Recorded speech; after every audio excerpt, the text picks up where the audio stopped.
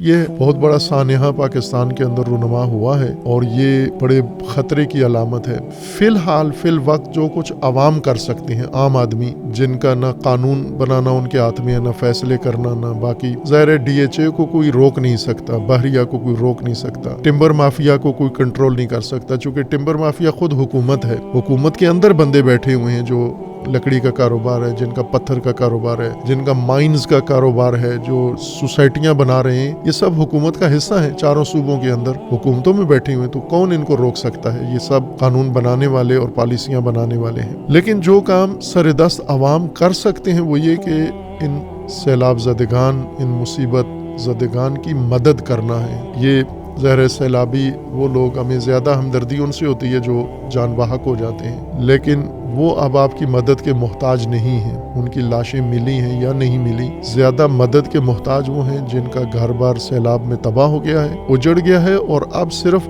بندے بچے ہیں، کھیت خراب ہو گیا ہے، فصل تباہ ہو گئی ہے، ذخیرہ کھانے کا ختم ہو گیا ہے، مال مویشی تباہ ہو گئے ہیں، آمدن کا ذریعہ سارا ختم ہو گیا ہے، سر چھپانے کی کوئی جگہ نہیں ہے، ایک ٹائم کا کھانا کھانے کے لیے ان کے پاس کچھ بھی نہیں ہے۔ یہ لوگ زیادہ مصیبت میں ہوتے ہیں۔ ان کی بر وقت امداد کی جائے، ان کی دستگیری کی جائے، مدد کی جائے ان کی، اور ان کو وقتی طور پر ہی صحیح جو ضروریات ہیں، دوائیں ہیں، باقی سامان ہے، پینے کا پانی ہے، راشن ہے، کھانا ہے، یہ انہیں پہنچایا جائے اور پھر ان کی مدد کی جائے تاکہ یہ دوبارہ اپنے گھروں کو اور تعمیر کر سکیں یا اپنی زندگی بحال کر سکیں۔